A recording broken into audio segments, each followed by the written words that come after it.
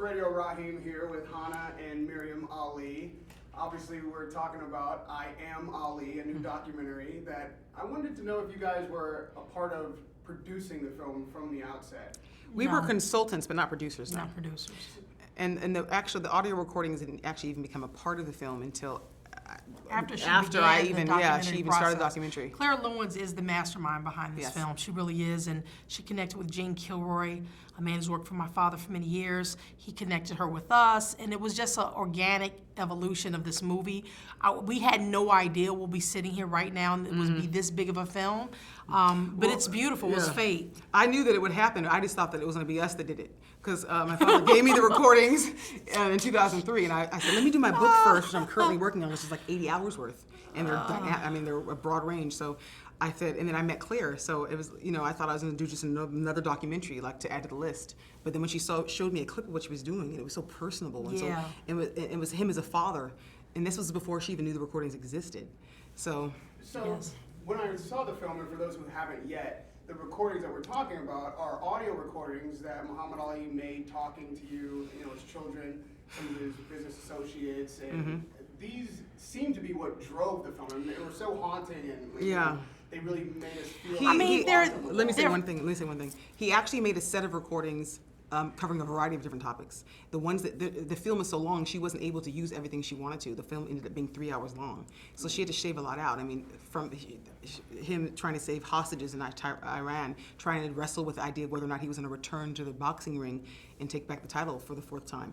He documented his own legacy. I mean, traveling the world. Claire used a few of those clips where he's talking to Miriam, my sister May here, about whether or not he should come back, asking her his opinion, telling her about that. So there was so much more than just that it was just, it was Yeah. overwhelming, really. I mean, this is something that hasn't been seen. There's been hundreds, maybe thousands of Muhammad Ali stuff, magazines, films, radio interviews, books.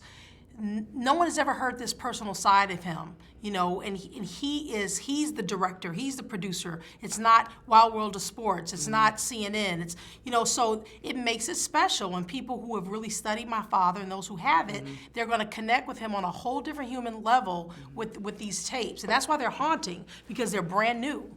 And our audience obviously feels a connection with Muhammad Ali, not just what he's done in the ring, but the Right. fact that he's an icon for our sport, really the face Right. of boxing still. When you relate to your father and the way that he influenced the world, the decisions like you're talking about that he made that really did have an impact far outranging sports, did you feel like you were part of those decisions? Did you feel like that was a family decision that was being made? Or was I it mean, something my that was father is his. I was at an age where he was boxing. I'm the eldest, so I remember that.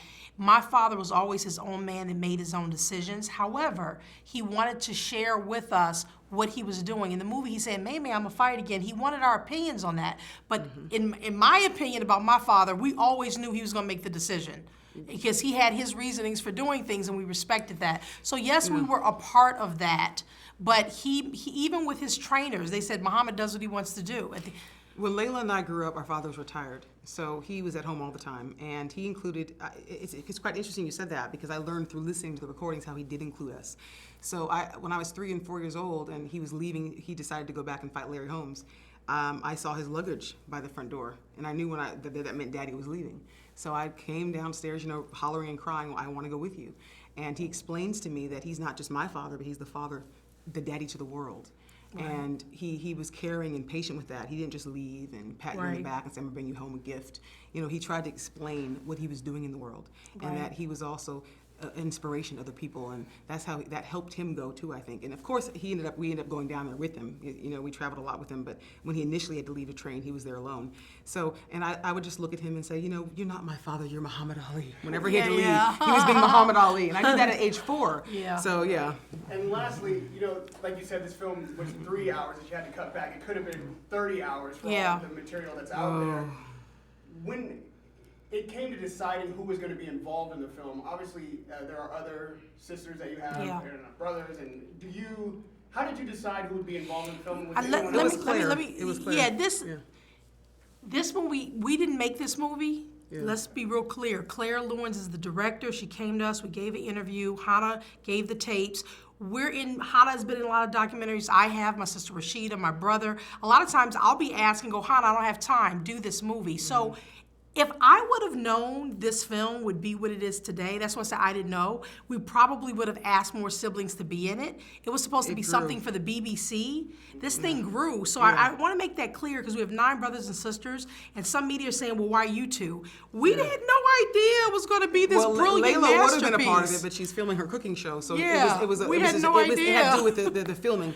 Then she was trying to get in contact with another sibling, and she couldn't reach her. I mean, it all had to do with timing as well. But yeah, I think if definitely we would've- all understood this moment, it would have been a no-brainer. it grew. It sort of just Yeah, it did. And one thing I'd like for you to speak to the audience that's listening, Yeah. that feels like they know Muhammad Ali and maybe feels like they know everything about him. Is there something that you know personally or that you feel about your father that maybe most people don't know that you'd like for them to come away with this from this? My film? father is the most loving, patient, caring individual I mean, on this planet. I tell him he's a big ball of love all the time. He's sensitive.